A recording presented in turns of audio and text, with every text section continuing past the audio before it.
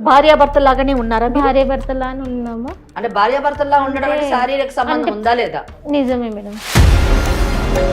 తను వాష్రూమ్ అట్లా వెళ్తే నేను చెక్ చేసుకున్నాను. ఓకే.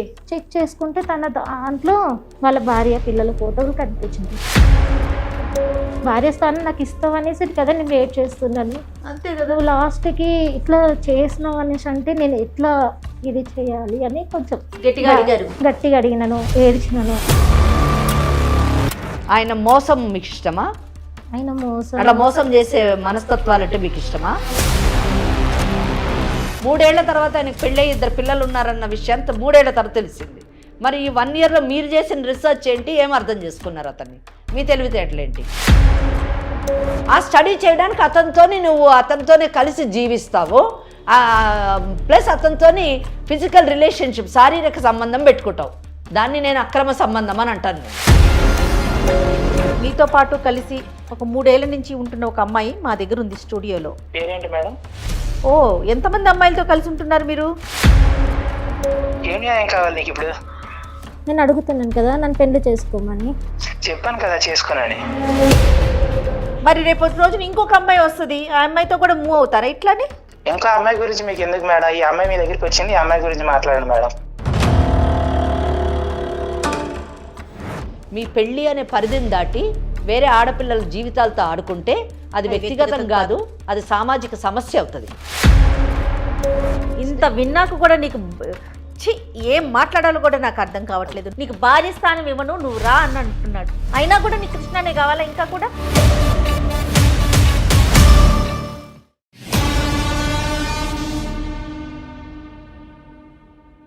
వేరికోస్ వెయిన్స్ కి సరైన చికిత్స కోసం సంప్రదించండి ఎవిస్ హాస్పిటల్. ఎవిస్ హాస్పిటల్ సమర్పించి లీగల్ అడ్వైస్ కార్యక్రమానికి స్వాగతం. నాతో పాటు అడ్వకేట్ వెంకటేశ్వరి గారు ఉన్నారు. నమస్తే. నమస్తే అండి. అమ్మ, స్నేహ అనే ఒక అమ్మాయి మన దాకా వచ్చింది, మీతో మాట్లాడాలి, మీ సలహా కావాలి అనేసి. అంటే తనకు సంబంధించిన సమస్యని కొన్ని ఆల్రెడీ మనం లీగల్ అడ్వైస్లో మాట్లాడాం కూడా. లివ్ ఇన్ రిలేషన్స్ ఇవి ఎలాంటి పరిణామాలకి దారితీస్తున్నాయి, దీని పరిస్థితి ఏంటి? ఒక ఎపిసోడ్లో నాకు చాలా బాగా గుర్తు, మీరు చాలా అగ్రెసివ్గా మాట్లాడారు దీనికి సంబంధించి. ఆడపిల్లలు ముఖ్యంగా ఎలాంటి ఇబ్బందులు పడుతున్నారు అనే దానికి స్నేహ కథే ఒక ఉదాహరణ. నేను చెప్పడం ఎందుకు, స్నేహ ఎలానో మన స్టూడియోలో ఉంది కాబట్టి ఒకసారి మీరే మాట్లాడండి. తప్పకుండా అమ్మా. స్నేహ నమస్తే అమ్మా. నమస్తే. నమస్తే. నమస్తే అమ్మా. స్నేహ ఇక్కడి దాకా వచ్చారు, మీ కథ అంతా కూడా నాకు చెప్పారు. నాతో పాటు మీరు మేడంకి కూడా చెప్తే మీకు ఒక సలహా, ఒక సూచన ఇవ్వడానికి ఒక అవకాశం ఉంటుంది. భయపడొద్దు, భయపడాల్సిన అవసరమే లేదు. సమస్యలకి పరిష్కారం చూపించే వేదికే లీగల్ అడ్వైస్. ఏమ్మా, ఏమీ అబద్ధం చెప్పకుండా జరిగింది జరిగినట్టు చెప్పండి. ఏ ఊరు, ఎక్కడి నుంచి సమస్య మొదలైంది, పూర్తిగా చెప్పండి. అసలు మీది ఏ ఊరు? నా పేరు స్నేహ మేడం. ఓకే. నేను మాది అనంతపూర్. జాబ్ కోసం అని బెంగళూరు. ఏం జాబ్ చేస్తున్నారమ్మా? నేను అకౌంట్స్. ఏం చదువుకున్నారు మీరు? బీకామ్. Super super. బీకామ్ చేసి అకౌంటెంట్గా బెంగళూరులో జాబ్ చేస్తున్నారు. సంతోషం తల్లి. 1 ఇయర్ అయింది మేడం అక్కడ నుంచి. బెంగళూరులో మంచి కంపెనీ ఏనమ్మా? మంచి కంపెనీ మేడం. ఓకే. అక్కడ సార్ తను పరిచయం అయ్యి 6. సార్ అంటే ఎవరు? అకౌంటెంటే తను కూడా, కానీ నాకన్నా కొంచెం సీనియర్. అయితే తనతో పాటు తను నార్మల్గా, నేను నార్మల్గా ఫ్రెండ్ లాగా మాట్లాడుకున్నామండి. కొన్ని రోజులు మాట్లాడుకున్నాము. దాని తర్వాత స్నేహం కాస్త ప్రేమగా మారింది. ఓ. నేనే ఫస్ట్ ప్రపోజ్ చేశాను, తను ఇష్టపడి నేనే ప్రపోజ్ చేశాను. దాని తర్వాత తను సరే అనేసి, తను కూడా తన గురించి ఏం చెప్పలేదు, తన గురించి నేను కూడా ఏం అడగలేను. ఎందుకు ఆయనని ప్రపోజ్ చేశారు మీరు? ఏం అడగలేదు, ఆయన గురించి ఏం తెలియదు, మీతో పని చేస్తాడని తెలుసు. అంటే తను మంచివాడు, మంచి వ్యక్తి అనేసి నేను తనతో పరిచయం చేసుకొని నేనే తనకు చెప్పాను. ఆఫీసులో పరిచయంతోనే మీరు ప్రపోజ్ చేసేసారు. 1 ఇయర్ అయింది మేడం. 1 ఇయర్ అయినాక తను నేను ఒకటే దగ్గర ఉన్నాము. 3 ఇయర్స్ దాటినాక ఒకటే రూమ్లో కలిసినాక ఎందుకు ఒక రోజు ఫోన్ తీసుకున్నాను. తను ఎవరితోనో మాట్లాడుతున్నా అనేసి తన ఫోన్ నేను తీసుకున్నాను. తన ఫోన్ తీసుకుని మాట అడ్డుపడుతున్నాను అనుకోకు. మరి పెళ్లి ఎప్పుడు చేసుకుందాం అనుకున్నారు? పెళ్లి చేసుకుందాం అనేసరికి తను వద్దు అనేసి అంటున్నారు. అదే ఎందుకు వద్దు అంటున్నారు అనేసి నాకు కొంచెం డౌట్ వచ్చిందండి. మా మమ్మీ వాళ్ళు నాకు మ్యారేజ్ చేస్తూ అంటున్నారు, నువ్వంటే నాకు ఇష్టము, మరి ఏమంటో చెప్పు అనేసి అన్నప్పుడు తను దాటేస్తున్నాడు. నేను చేసుకొని ఇప్పుడు నాకు ఇంట్రెస్ట్ లేదు, కొంచెం టైం కావాలి, దానికైతేనే నువ్వు ఆగు, లేకపోతే నువ్వు చేసుకుంటే నేను ఎట్లా చేసుకుంటాను ఏంటి కలిసి ఉన్న తర్వాత నీ పెళ్లి నువ్వు చేసుకో అనేసి అంటే నేను ఎట్లా చేసుకుంటానో నేను చేసుకోను, నువ్వంటే అంత ఇష్టంతోనే నేను నీతో ఉన్నాను ఇన్ని రోజులు, ఇప్పుడు చేసుకుంటే ఎలా చేసుకుంటానని నేను కొంచెం గొడవ పెట్టుకున్నాక తను ఫోన్ మాట్లాడుతూ ఉన్నాడు. సమానం ఎవరితో మాట్లాడతారు మీరు అనేసి నేను ఒకరోజు ఫోన్ చెక్ చేసుకున్నాను. అతను ఉన్నప్పుడే చెక్ చేశారా? తను లేరు, తను వాష్రూమ్కి అట్లా వెళ్తే నేను చెక్ చేసుకున్నాను. ఓకే. చెక్ చేసుకుంటే తన దాంట్లో వాళ్ళ భార్య పిల్లల ఫోటోలు కనిపించినాయి. భార్య పిల్లలని మీరు ఎలా చెప్పారు? మీకు ఎట్లా అర్థమైంది ఆ ఫోటో చూసి? అడిగినాను ఎవరు వీళ్ళు అనేసి అంటే అప్పుడు చెప్తున్నాను, నాకు ఇంతకుముందుకే పెళ్ళి అయిపోయింది, నాకు ఇద్దరు పిల్లలు ఉన్నారు, బాబు పాప, నేను ఇక్కడ జాబ్ కోసం అనేసి నేను వచ్చినాను, దాంతో నువ్వు పరిచయం అయినా నేను నీతో ఉన్నాను అనేసి అన్నాడు. నువ్వు అలా ఇలా ఉంటావు, నాకు చెప్పాలి కదా నీకు పెళ్ళి అయింది అనేసి, భార్య స్థానం నాకు ఇస్తావు అనేసి కదా నేను వెయిట్ చేస్తున్నాను. అంతే కదా. నువ్వు లాస్ట్కి ఇట్లా చేసినావు అనేసి అంటే నేను ఎట్లా ఇది చేయాలి అని కొంచెం గట్టిగా అడిగినాను, ఏడ్చినాను. తను అయినా కానీ నేను ఇవ్వను, నేను చేసుకోను, నాకు అవసరం లేదు, ఇప్పుడు ఉండు, ఇలానే ఉండు, చూసుకుంటాను, నీకేం తక్కువ చేస్తలేను అనేసి అట్లా మాట్లాడేసరికి ఇంకా నాకు ఇది అవ్వలేదు, ఇంకా నీ వల్ల కాలేదు. మరి ఏం చెప్పావు ఫైనల్ గా? అతనికి ఏం చెప్పారు? నాకు నువ్వు కావాలి అని చెప్పినాను, నన్ను పెళ్లి చేసుకోండి అనేసి అంటే తను చేసుకోను. మరి ఇప్పుడు మా వేదిక దాకా రావటానికి అంటే ఏం ఎక్స్పెక్ట్ చేసి మీరు సుమన్ టీవీ లీగల్ అడ్వైజర్ అనే ప్రోగ్రామ్ దాకా, అది ముఖ్యంగా అడ్వకేట్ వెంకటేశ్వరి మేడం దగ్గర దాకా నువ్వు వచ్చావు అంటే మీరు ఏం ఎక్స్పెక్ట్ చేస్తున్నారు? నేను తనని పెళ్లి చేసుకోవాలి, సొసైటీలో నేను భార్యలాగా ఉండాలని. ఓకే, భార్య స్థానం మీకు కావాలని, పెళ్లి చేసుకోవాలి, దానికి ఏం చేయాలని సలహా కోసం. ఎందుకు ఆయనే కావాలి? ఆయన్నే ఎందుకు పెళ్లి చేసుకోవాలి? తన మీద ఇష్టంతోని కావాలి. ఏమి ఇష్టం? అదే ఆ ఇష్టం ఏంటని అడుగుతున్నాను. ఆయన పదవి ఇష్టమా, లేకపోతే ఆయనకు వచ్చే జీతం ఇష్టమా? తనకు వచ్చే జీతము. మరి ఏమి ఇష్టం మీకు ఆయన అంటే? ఆయన మోసం మీకు ఇష్టమా?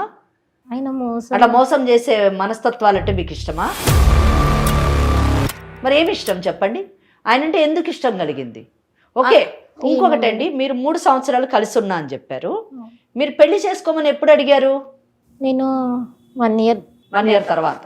1 ఇయర్ మటుకు మీరు అడగలేను అంటే 1 ఇయర్ మటుకు కూడా మీరు ఇష్టంతోనే అతనితో కలిసి ఉన్నారు. అంటే అతనికి ఒక ఇమేజ్ ఇచ్చారు, మెసేజ్ ఇచ్చారు, ఏమని? మన ఇద్దరం ఇట్లా కలిసి ఉండొచ్చు అని ఇచ్చారు, అంతేనా? కలిసి ఉండడం అంటే ఇద్దరు శారీరకంగా కలిసారా?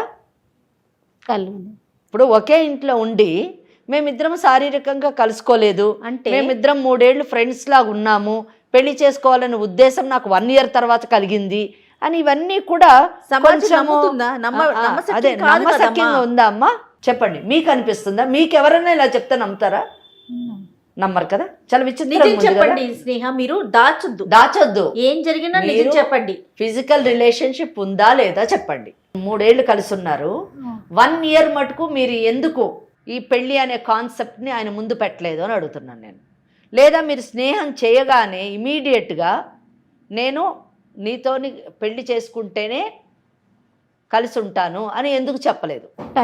అంటే మీకు కూడా 1 ఇయర్ మటుకు టెస్ట్ చేశారా అతన్ని? టైం తీసుకున్నాను, నేను చేసుకుంటాను అనేసి చెప్పాను మేడం, కానీ తన్ని ఇంకా దాటుకుంటూ వెళ్ళిపోయారు. కాదండి, 1 ఇయర్లో ఏం అర్థం చేసుకున్నారు ఆయనని? నాకు అర్థం కాలే. ఏం అర్థం చేసుకున్నారు? 3 ఏళ్ల తర్వాత ఆయనకు పెళ్ళి 2 పిల్లలు ఉన్నారన్న విషయాన్ని 3 ఏళ్ల తర్వాత తెలిసింది. మరి ఈ 1 ఇయర్లో మీరు చేసిన రీసెర్చ్ ఏంటి? ఏం అర్థం చేసుకున్నారు అతన్ని? మీ తెలివితేటలేంటి? తను బాగా చూసుకున్నారండి, నిన్ను ప్రేమగా చూసుకున్నాడు, నాకు ఏది కావాలన్నా చేసి పెట్టిండు, నాకు ఇది లేదు అన్న లోటు కూడా తీర్చుకుంటూ. అతను చేసేది ఏంటి తల్లి? పిచ్చిదానా, నువ్వు ఉద్యోగం చేసావు కదా, అంతే కదా, నీకు డబ్బులు వచ్చినాయి కదా. అమ్మ, బెంగళూరులోని ఉద్యోగం చేయడానికి మీ పేరెంట్స్ నిన్ను పంపించారు. అవును మేడం. అంటే నీవు పంపించినప్పుడు నువ్వు ఆయనతో కలవక ముందు ఒక రూమ్ తీసుకున్నావో, ఒక అపార్ట్మెంట్ తీసుకున్నావో, ఏదో ఒకటి తీసుకొని అందులో ఉన్నావు, నువ్వు సంపాదించుకుంటున్నావు, ఆ సంపాదనతో నువ్వు బ్రతుకుతున్నావు. ఈయనతో పరిచయం అయిన తర్వాత ఈయనతో మూవ్ అయ్యావు నువ్వు. మళ్ళీ అతను నిన్ను చూసేది ఏముంది? సరే చూసుకున్నాడు, ఓకే. పెళ్లి ప్రస్తావన ఎందుకు తీసుకురాలేదు నువ్వు సంవత్సరం వరకు కూడా? అంటే నేను ఫస్ట్ అడిగినాను, ఫస్ట్ మ్యారేజ్ చేసుకుందామంటే వద్దు అని టైం తీసుకున్నారు. సరే ఒకటే రూమ్. అప్పుడు వద్దు అన్నాడే తప్ప నాకు పెళ్ళయిందని చెప్పలేదు. నేను ఫొటోస్ చూసే వరకు తనకు పెళ్ళయిందన్న మాట కూడా నాకు చెప్పాలి. నిలదీసావా? పోనీ నిలదీసినాను.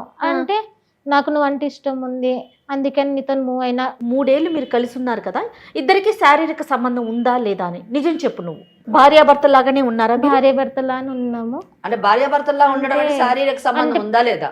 నిజమే మేడం, నిజమే, రైట్. ఎందుకంటే జయ మేడం ఎందుకు ఇన్నిసార్లు నేను ఇన్సిస్ట్ చేశానంటే, ఇద్దరు స్నేహితుల్లాగా ఒక రూమ్లో ఉన్నాము అంటే అంత అవసరం ఏమొచ్చిందండి? ఎవరి రూమ్లో వాళ్ళు ఉండొచ్చు, అంతే స్నేహితుల్లాగా ఉండొచ్చు. అంతగానో ఆమె ఇన్సిస్ట్ చేస్తుందంటే ఎందుకు ఇన్సిస్ట్ చేస్తుంది? వాళ్ళ ఇంటోళ్ళు వేరే సంబంధం చూస్తారో అని అంటున్నారు, ఎందుకు వేరే వాళ్ళని ఆమె చేసుకోని అంటుంది? ఎందుకు ఇష్టపడలేదు? ఈయననే కావాలని ఎందుకు అంటుంది? ఇవన్నీ కూడా క్లారిఫికేషన్ కావాలి మనకి. అవునమ్మా, అందుకని నేను అడిగాను. కరెక్టేనమ్మా, రైట్. అంతే తప్ప నిన్ను ఏదో బాధించాలని కాదమ్మా. మేడం అడ్వకేట్ కాబట్టి పాయింట్స్ తెలియాలి కదా. సరే, ఇప్పుడు ఫైనల్గా ఏమంటావు? రిలేషన్ ఉంది కాబట్టి నిన్ను పెళ్లి చేసుకోమంటావు. మరి అతనికి పెళ్ళి అయింది, భార్య ఉంది, పిల్లలు ఉన్నారు, అయినా కూడా అతన్ని పెళ్లి చేసుకోవాలని అడుగుతున్నావా నువ్వు? అవును మేడం. అసలు అంటే నువ్వు ఆలోచించుకున్నావా తల్లి? నీ భవిష్యత్తు ఏంటి, నీ స్థానం ఏంటి? అది ఏం లేదు మేడం, తను కావాలి. ఎలా ఉన్నారమ్మా ఆడపిల్లలు? తను మరి నాకేం అర్థం కావట్లే ఏం మాట్లాడాలని. ఒక భార్య పిల్లలు ఉన్నా సరే నాతో ఉన్నాడు కాబట్టి నాకు అతనే కావాలి, అది భార్య స్థానమే కావాలంటే అది ఎలా సాధ్యమమ్మా? అంటే ఈ కేసులో నేను కూడా కొంచెము స్టార్టింగ్ నుంచి తన అమాయకురాలో తెలివైన అమ్మాయో నాకు ఈ కేసు నేను కూడా బ్లాంక్ అయ్యాను. ఎందుకు అయ్యానంటే, సాధారణంగా మనకు భార్య స్థానంలో ఉన్న అమ్మాయి వచ్చి నా భర్త ఇలాగా వేరే అమ్మాయితో అక్రమ సంబంధం పెట్టుకున్నాడు, నా ఒక్క స్థానము నా పరిస్థితి ఏంటి మేడం, నా స్థానాన్ని నాకు తిరిగి ఇప్పించండి అని అడుగుతారు. ఇక్కడ అసలు రైటే లేని ఆమె, హక్కే లేని ఆమె వచ్చి ఎంత ధైర్యంగా కూర్చొని, అంటే మీరు అంటున్నారా ఆమె అమాయకురాలు అనుకోవాలా లేకపోతే ఏమనుకోవాలి అని భయపడుతుంది అంటే, నేను ఈ మాటల్ని నేను సపోర్ట్ చేయలేను. నేను ఎందుకు సపోర్ట్ చేయలేనంటే, నీకు అసలు ఏమి హక్కు లేదు. సంవత్సరం మటుకు నీకు పెళ్ళని ఆలోచన లేదు. అతనితో కేవలం స్నేహము, ఎంజాయ్మెంట్ మాత్రమే, రిలేషన్షిప్ మాత్రమే కావాలని చెప్పేసి నువ్వు 1 year ఉన్నావు. మీరేంటి అబ్జర్వ్ చేసేది అతన్ని? మీరేంటి అన్ని స్టడీ చేసేది? అదే కదా. మీ తల్లిదండ్రులు అన్ని స్టడీ చేసి మీకు సంబంధం చూస్తారు, మీరు పెళ్లి చేసుకోవాలి. అంతకి కావాలంటే మీరు కూడా మాట్లాడి అన్ని తెలుసుకొని మీ తల్లిదండ్రులు చూసినటువంటి వాళ్ళు చేసుకోండి. కానీ ఇక్కడ నువ్వు ఎవరినో ఒకటి సెలెక్ట్ చేసుకుంటావు, నీ కొలీగ్ని, నువ్వు ఒక 1 year స్టడీ చేస్తా అంటావు అతన్ని. ఆ స్టడీ చేయడానికి అతనితోనే కలిసి జీవిస్తావు, ప్లస్ అతనితోని ఫిజికల్ రిలేషన్షిప్, శారీరక సంబంధం పెట్టుకుంటావు. దాన్ని నేను అక్రమ సంబంధం అని అంటాను. నేను పెట్టుకొని 1 year తర్వాత పెళ్లి చేసుకుంటానని చెప్పేసి అంటావు. దీన్ని ఏ విధంగా మనం ఆమోదించాలి? దీన్ని ఏ విధంగా సపోర్ట్ చేయాలి చెప్పండి? ఎగ్జాక్ట్లీ. సో నేను ఇటువంటి వాటికి సపోర్ట్ చేయలేను. నేనే కాదు, చట్టం కూడా సపోర్ట్ చేయదు. అతను పెళ్లి కానివాడైతే ఇక్కడ వచ్చి మేడం మాకు న్యాయం చేయండి, నా స్థానాన్ని నాకు పెళ్ళి అతనితో జరిపించండి అని అంటే, నేను తప్పకుండా అతనితో మాట్లాడి మనం ఆమె పెళ్లి చేసేటట్టు చేయగలం. కానీ ఇక్కడ మీరేమడుగుతున్నారు? మమ్మల్ని స్థానం అడుగుతుంది. స్థానం అడుగుతుంది. ఏ స్థానం అడుగుతుంది? భార్య అనేటటువంటి స్థానాన్ని అడుగుతుంది. ఆ భార్య అనే స్థానంలో ఆల్రెడీ ఒక మహిళ ఉంది.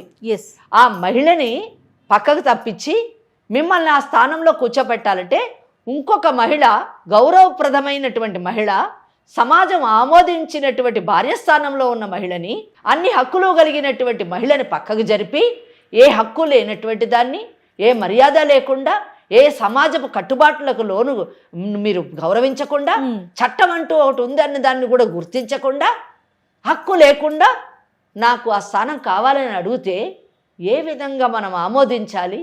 ఏ విధంగా మనం ఈ సమస్యను పరిష్కరించాలి? అవునమ్మా, దీనికి న్యాయం చేయడం కాదు, ఆమెకు అన్యాయం చేయడం అవుతుంది. ఇద్దరు మహిళలతో ఆడుకోవడమే కాదు, అక్కడ పిల్లలకు కూడా అన్యాయం చేస్తున్నాడు, భావితరాలకు కూడా అతను అన్యాయం చేస్తున్నాడు. అంత మోసగాడు. అటువంటి వాడిని ఈ అమ్మాయి 1 సంవత్సరం అంట స్టడీ చేసిందంట. స్టడీ చేసి నిర్ణయం తీసుకుంది. దెన్ నెక్స్ట్ క్వశ్చన్ నేను అడిగాను, ఎందుకమ్మా నీకు ఆయన్నే కావాలి అని అడిగాను. ఎందుకు అడిగానంటే, అమ్మాయి చెప్పింది, మా అమ్మ నాన్న పెళ్లి సంబంధాలు చూస్తున్నారు, పెళ్లి చేసుకోమంటున్నారు, నాకు ఈయనే కావాలి. ఎందుకు ఈయన కావాలంటే ఆమెకు సమాధానం లేదు. ఆలోచన ఉంటే కదా భవిష్యత్తు మీద. ఏంటంటే అండి, ఈరోజు సమాజంలోని చాలా మటుకు యువత సహజీవనం అన్నది అదొక ఫ్యాషన్గా మారిపోయింది. కరెక్ట్ అమ్మా. అంటే తోటి యువతతోని వాళ్ళు మూవ్ అవుతున్నప్పుడు సహజీవనం చేయడం అదొక పెద్ద మోడర్న్ థాట్ లాగా, అదొక ఆధునీకరణ లాగా, అది ఆధునిక భావాలకు సంబంధించిన దానిలాగా, వాళ్ళేదో చాలా అడ్వాన్స్డ్ లైఫ్ లీడ్ చేస్తున్నట్టుగా ఆ పిచ్చి ఆలోచనలో. అవును, నేను అడుగుతున్నాను ఈనాటి యువతని, ఇటువంటి దారిలో నడిచేటటువంటి వాళ్ళని, ఇటువంటి ఆలోచనలతో వెళ్తున్నటువంటి వాళ్ళని నేను అడుగుతున్నాను, మీకు సహజీవనంలోని ఏమి హక్కులున్నాయి? మీకు సహజీవనంలోని ఏమి భద్రత ఉంది? మీకు పుట్టేటటువంటి పిల్లల యొక్క భవిష్యత్తు ఏంటి, సమాజంలోని వాళ్ళకి ఎంత గౌరవం లభిస్తుంది. ఇటువంటి యువత ఆలోచించుకోవాల్సింది ఏంటంటే, నేను ఎంత గౌరవంగా బ్రతుకుతున్నాను, సమాజంలో నేను ఎంత గౌరవింపబడుతున్నాను, నేను ఎవరితోనైతే సహజీవనం చేస్తున్నానో ఆ వ్యక్తి దృష్టిలో నా యొక్క స్థానం ఏంటి, నాకు న్యాయం చేయండి, ఆ స్థానం ఇవ్వండి అంటే మనం ఇక్కడ అటువంటి పనులు చేయడానికి లేము. అమ్మ మరి ఏం చేద్దామమ్మా? ఏం లేదమ్మా, ఈ అమ్మాయి ఆలోచన విధానం తప్పు, ఈ అమ్మాయి జీవన విధానం తప్పు. ఓకే, చక్కగా తల్లిదండ్రులు చూసిన పెళ్లి చేసుకొని జీవితాన్ని కొనసాగించడం సరైనటువంటి నిర్ణయం. ఈ అమ్మాయికి మనం చెప్తూ బుద్ధి రాదు, మనం ఆ అబ్బాయితో మాట్లాడదాము. ఆ అబ్బాయి అసలు ఏమంటాడో విన్న తర్వాత మనకి అర్థమవుతుంది, ఆమెకు కూడా అర్థమవుతుంది అని నేను అనుకుంటున్నాను. మనమేమి అతన్ని బెదిరించి ఈ అమ్మాయిని పెళ్లి చేసుకో అని చెప్పేటటువంటి పరిస్థితి కాదండి, అస్సలు కాదు. ఎందుకంటే section 5 of Hindu marriage act ప్రకారము రెండవ వివాహం చేసుకోవడానికి అవకాశం లేదు. ఓకే, ఎలాగంటే విడాకులన్నా అవ్వాలి, భార్య చనిపోయి అన్నా ఉండాలి. ఇక్కడ ఆ అమ్మాయికి విడాకులు ఇచ్చి, భార్యకు విడాకులు ఇచ్చి ఈ అమ్మాయిని పెళ్లి చేసుకో అని చెప్పేసి ఆ అబ్బాయి చెప్పేటటువంటి ధైర్య సాహసాలు నేను చెయ్యను. ఎందుకంటే అక్కడ 2 బిడ్డలు ఉన్నారు, తప్పు చేయనటువంటి భార్యకు ఎందుకు విడాకులు ఇవ్వాలి, 2 బిడ్డలు అంటే భవిష్యత్తుని ఎందుకు పాడు చేయాలి. ఒకవేళ అతను చేసుకుంటే భారతీయ న్యాయ సంహిత ప్రకారము సెక్షన్ 82(1) ప్రకారం 7 సంవత్సరాలు జైల్లోకి వెళ్తాడు. సో ఇవన్నీ అతనికి తెలియచేద్దామంటారా? తెలియజేయాలి. ఒకటి, ఇంకోటి ఏంటంటే అతను భవిష్యత్తులో ఇటువంటి తప్పు చేయకుండా ఉండాలంటే తెలియజేయాలి. కరెక్ట్. ఒకటి. రెండోది, అతను ఏం చెప్తాడో విందాం. లేదు నేను ఆ భార్యను విడాకులు ఇచ్చి ఈమెను చేసుకుంటాను అని అంటే అతను ప్రేమన్నట్టు. లేదు నా భార్యను నేను విడిచిపెట్టను అన్నాడంటే ఈమెకు బుద్ధి రావాలి. ఈమె పరిస్థితి ఏంటి? కాదమ్మా, అతనికి కాల్ చేయి. మరి అతని పేరేంటి? కృష్ణ. బా, పేరుకు తగినట్టే ఉన్నాడు. ఏంటి వీళ్ళు ఇట్లా అనేస్తున్నారు, బిక్క చూపులు చూస్తా ఉన్నావు. ఒకసారి కాల్ చేస్తావా, మాట్లాడదామా? అమ్మా, తను మాట్లాడటానికి ఇబ్బంది పడతా ఉంది. నేనే ఒకసారి కాల్ చేస్తాను, తప్పకుండా ఒకసారి మాట్లాడతాను, వినండి మీరు కూడా.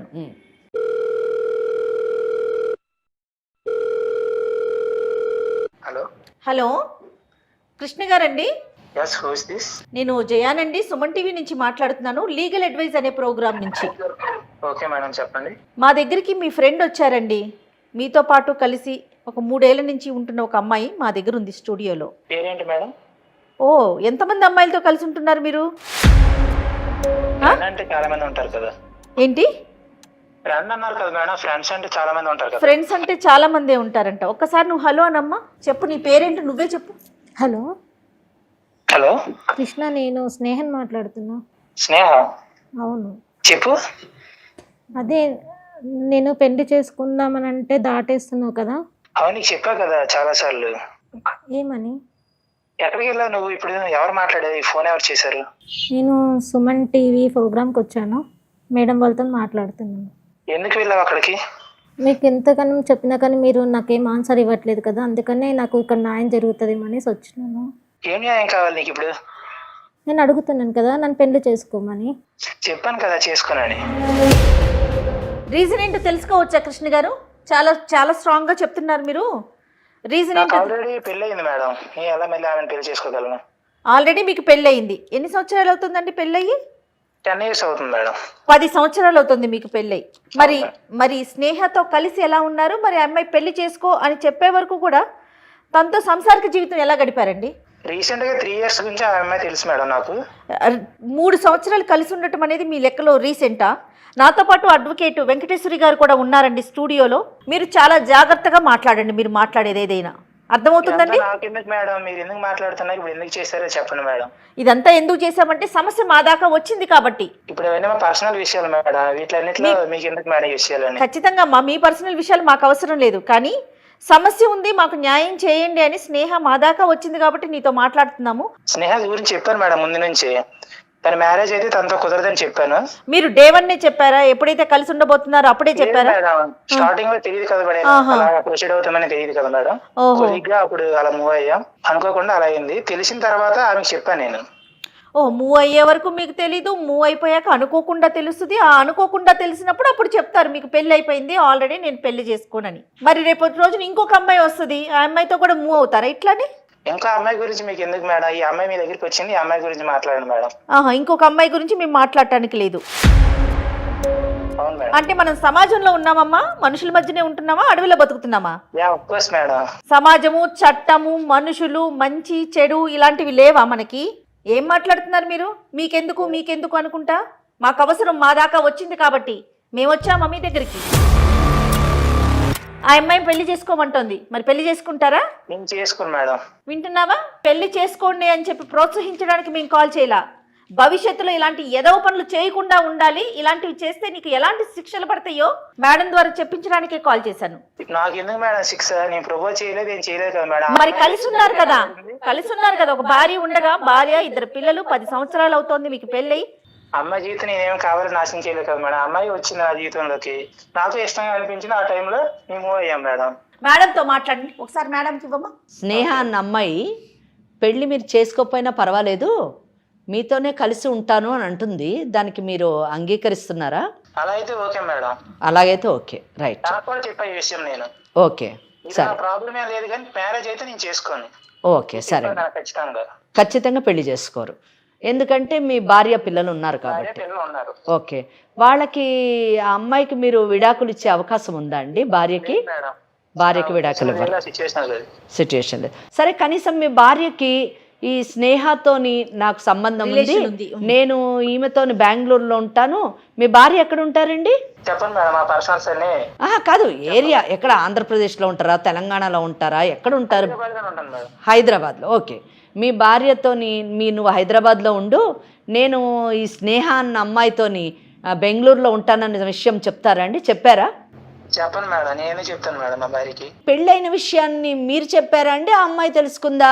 అమ్మాయి నాకు అడిగింది ఒక రోజు, మొబైల్ చూసినప్పుడు ఫొటోస్ చూసింది, అడిగినప్పుడే చెప్పాను నేను. అది ఎంత కాలానికి, అంటే మీరు కలిసి ఉండడం మొదలెట్టిన తర్వాత ఎంత కాలానికి చెప్పింది?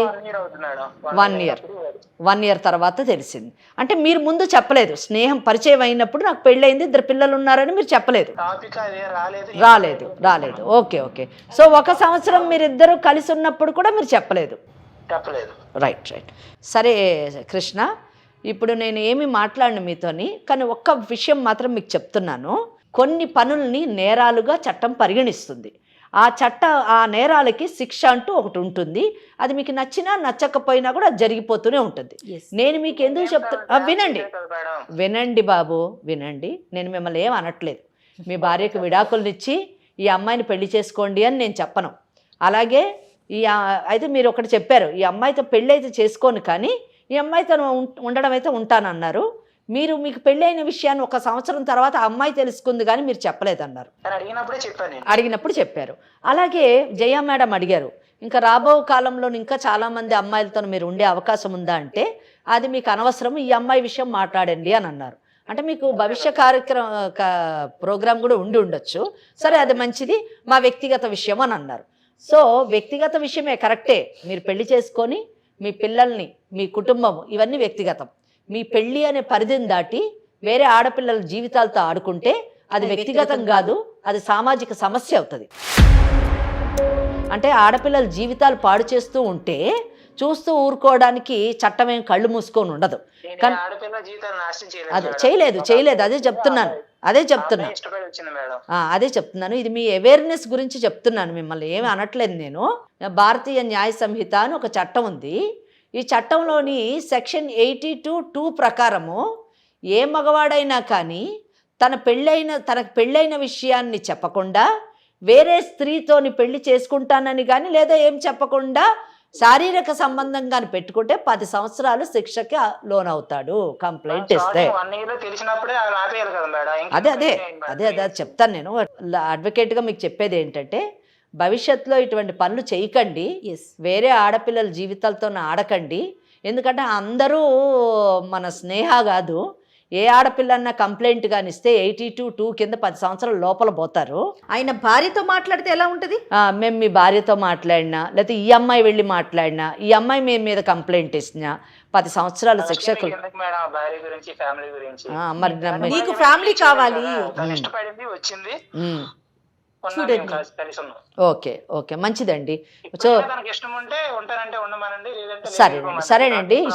ఇష్టపడి వచ్చే ప్రతి అమ్మాయిని మీలాంటి మగవాళ్ళు పెళ్ళి అనేటటువంటి చేసుకోకుండా, భార్య అనే స్థానం ఇవ్వకుండా ఉపయోగించుకొని వేసుకున్న బట్టల్లాగా వేసుకొని మరుసటి రోజు తీసి పడేస్తారు. అది మీరు సమాజానికి చెప్పేటటువంటి విషయం. మీరు ఇంకొకటి కూడా అంటున్నారు, మాకెందుకు చట్టం అని అంటున్నారు. మాకెందుకు ఇటువంటి అనండి, ఆమెకి ఇష్టమైంది వచ్చింది, ఏం చేసుకుంటుందో అది చేసుకోండి, మా భార్య మా పిల్లల గురించి మాట్లాడొద్దు అంటున్నారు. అంటే మీ భార్య ఒక ఆడపిల్ల, ఒక మంచి గౌరవప్రదమైనటువంటి మహిళ, మీకు ఒక కుటుంబం ఉంది, మీకు పిల్లలు ఉన్నారు. కానీ వేరే తల్లిదండ్రులు కన్నా ఆడపిల్లలు కాదు, వారు గౌరవమైన మహిళలు గారు, వాళ్ళు సంసారానికి పనికిరారు. మీరు మాట్లాడిన ప్రతి మాట యువతకు స్నేహాల లాంటి పరిస్థితిలో ఉన్న ప్రతి ఆడపిల్ల వినాలి, వాళ్ళ స్థానం ఏంటో తెలుసుకోవాలి. కనుక జయ, నేను వీరితో ఎక్కువ మాట్లాడలేమమ్మా. కేవలం ఎందుకు మాట్లాడానంటే భవిష్యత్తులో ఇంకా వేరే ఆడపిల్లల జీవితాలు పాడు చేయకూడదని చెప్పాను. నాకు అక్కర్లేదు చట్టం అన్నాడు కానీ 100% నోట్ చేసుకుంటాడు. ఖచ్చితంగా భయం ఉంటుంది కదా. ఆయన కంటే కూడా కృష్ణలాంటి వాళ్ళకి ఎంత చట్టం చెప్పినా కృష్ణలాంటి మోసగాళ్ళు సమాజంలో ఉంటూనే ఉంటారు. ఖచ్చితంగా ఎప్పుడు ఉంటారు తెలుసా అండి? మోసపోయే వాళ్ళు ఉన్నంత కాలం లాంటి పిల్లలు ఉన్నప్పుడు మోసపోయే వాళ్ళు ఉన్నంత కాలం ఉంటారు. స్నేహాల ఆలోచించే ప్రతి ఆడపిల్ల కూడా కృష్ణ మాటల్ని అర్థం చేసుకోవాలి. ఎంత తేలిగ్గా మాట్లాడుతున్నాడమ్మా ఆడపిల్లల్ని, ఇంత విన్నాక కూడా నీకు ఏం మాట్లాడాలో కూడా నాకు అర్థం కావట్లేదు. నీకు భార్య స్థానం ఇవ్వను, నువ్వు రా అని అంటున్నాడు. అయినా కూడా నీకు కృష్ణనే కావాలా? ఇంకా కూడా వద్దు మేడం, జాబ్ చేసుకుని నా లైఫ్లో నేను హ్యాపీగా ఉంటాను మేడం. జాబ్ కాదమ్మా, ముందు జాబ్ కాదు నీకు అసలు. అటువంటి వాడిని నిజానికి ఇంకా నాకు మాటలు రావట్లేదు. చీ అని ఒక పదం ఉపయోగించారు అంతే, దట్స్ ఆల్. వాడితోని 3 సంవత్సరాలు నువ్వు ఉన్నందుకు అసలు సిగ్గుపడాల్సిన విషయం. నీకు బుద్ధి వచ్చి ఉండాలి. నాకు తెలిసి ఆ మాటలు విన్న తర్వాత ఫస్ట్ ఆ జాబ్ మాను, బెంగళూరు నుంచి మీ ఊరికి షిఫ్ట్గా నీ జీవితంలో జరిగింది ఒక లెసన్. వీలైనంత మటుకు ఏ ఆడపిల్ల కూడా ఇటువంటి సమస్యల్లో పడకుండా వీలైతే కాపాడు, అవేర్నెస్ ఇవ్వు, నీ వంతు నీ ప్రయత్నం చేయి. సరేనా? ఓకే, ధైర్యంగా ఉండాలమ్మా. అమ్మ మరి ఏం చేద్దాం? ఏం చేస్తాం జయ? ఒక్కటే ఇందులో ఇటువంటి సమస్యలకి పరిష్కారం 2 విషయాలు. ఒకటి, ఆడపిల్లలు అప్రమత్తంగా ఉండాలి, తమ భవిష్యత్తును తామే తీర్చిదిద్దుకోవాలి. ఆ భవిష్యత్తును తీర్చిదిద్దుకోవడంలోని అందంగా తీర్చిదిద్దుకోవడమే కాదు, సమాజం ఆమోదించేటట్టుగా కూడా కరెక్ట్. ఆ భవిష్యత్తుకు ఒక భద్రత ఉండాలి. రెండోది, ఒకవేళ తెలుసో తెలియకో చూడండి, స్నేహాలాగా అమాయకంగా ఒకవేళ ఇటువంటి రొచ్చులో పడ్డా కానీ తిరిగి దాంట్లోంచి బయటకు వచ్చి భవిష్యత్తులోని ముందుకు సాగాలి. అవసరమైతే ఒకవేళ నిజంగా బుద్ధి చెప్పాలి అని అనుకుంటే సెక్షన్ 82(2) ప్రకారము మరి కేసు కంప్లైంట్ వెయ్యాలి, వాడికి శిక్ష పడేటట్టు చూడాలి. లేదు వద్దంటారా, పెళ్లి చేసుకొని ముందుకు కొనసాగండి.